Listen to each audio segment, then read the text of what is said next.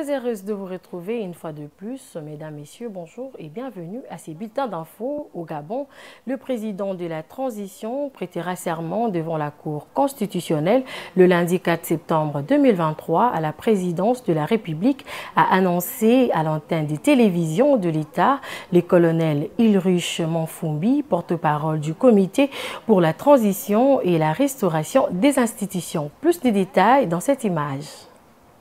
Pour la troisième fois le mercredi, les désormais porte-parole du comité pour la transition et la restauration des institutions s'expriment, avec derrière lui le dizaine d'officiers supérieurs et généraux issus de tous les corps de l'armée gabonaise. Le général Oligui Nguema Brice a été désigné à l'unanimité président du comité pour la transition et la restauration des institutions, président de la transition.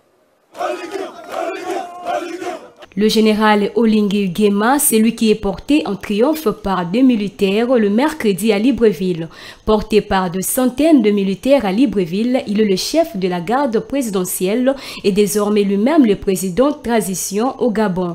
Signalons que le coup d'État a eu lieu dans la nuit du mercredi 30 août, juste après l'annonce officielle de victoire d'Ali Bongo à la présidentielle du samedi 26 août. Une douzaine de militaires apparus pour contester cette victoire sur la chaîne de la télévision publique Gabon 24. Leur porte-parole explique mettre fin au régime en place, annuler les élections et leurs résultats, dissoudre les institutions.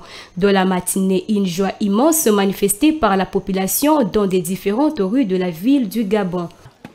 On est bien content. Merci Seigneur. Merci l'armée.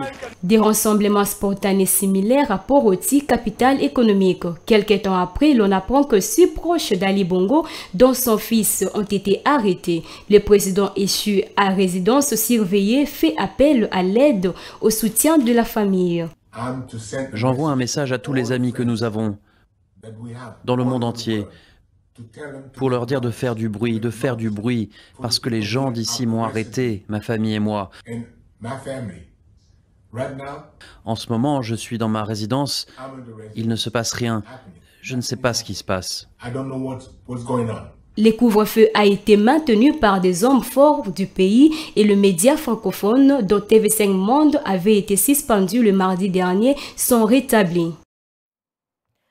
Le ministre sénégalais de la Justice a déclaré que la condamnation de l'opposant Ousmane Sonko dans une affaire de mœurs était définitive. Cette dernière décision de la justice sénégalaise est très critiquée dans l'opinion populaire qui s'échauffe déjà contre la sentence jugée plus politique que judiciaire. Entre-temps, avec cette situation pour l'opposant sénégalais toujours en prison, Ousmane Sonko est rendu inéligible pour la présidentielle de 2024. Les détails à suivre dans cet élément.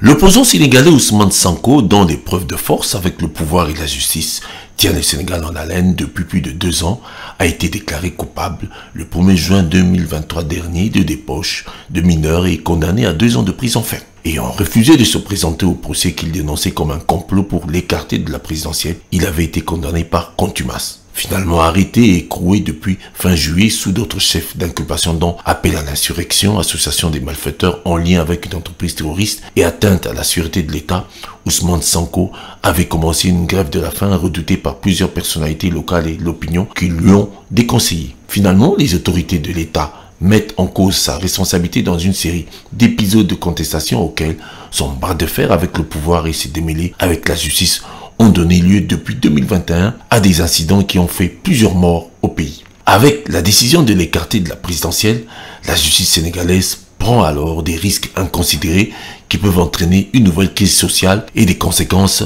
redoutables.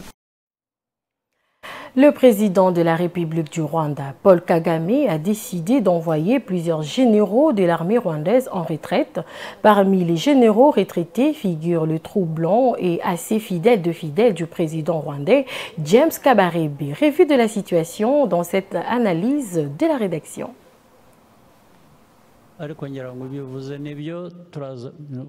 Selon certains analystes, Paul Kagame se débarrasse de tout ce qui est resté du premier cercle des révolutionnaires venus avec lui de l'Ouganda.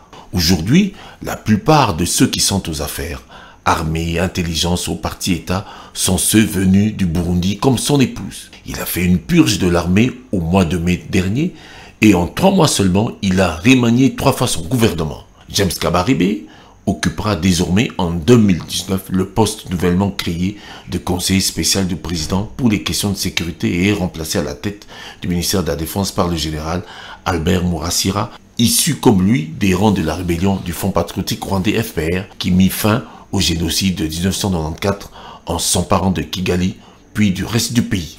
Comme pour dire, James Kabarebe n'est plus en odeur de sainteté avec le président qui semble être pris d'une paranoïa.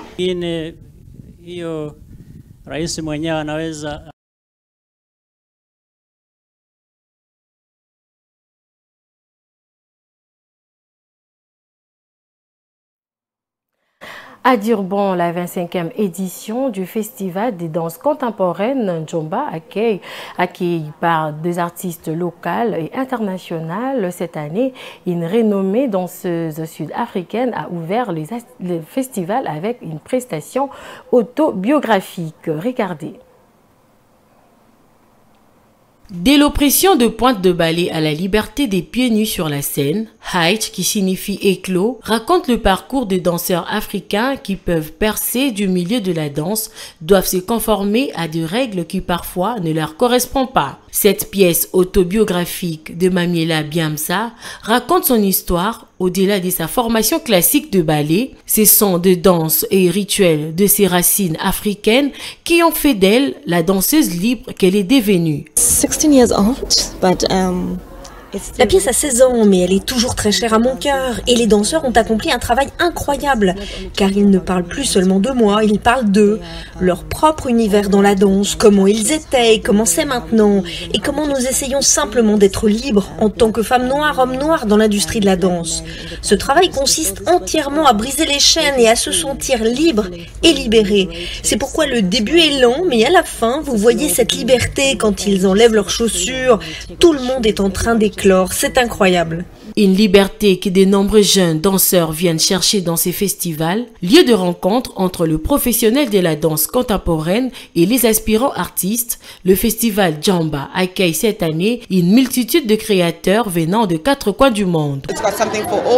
Il y en a pour tous les goûts. Et encore une fois, comme toujours, Djomba propose des ateliers, des résidences et des discussions. Donc ce n'est pas seulement pour venir regarder, mais aussi pour s'impliquer, apprendre, discuter, échanger et voir ce que notre avenir nous réserve. La danse contemporaine est aujourd'hui l'une des formes la plus créative de l'Afrique du Sud et permet d'aborder des sujets qui dérangent.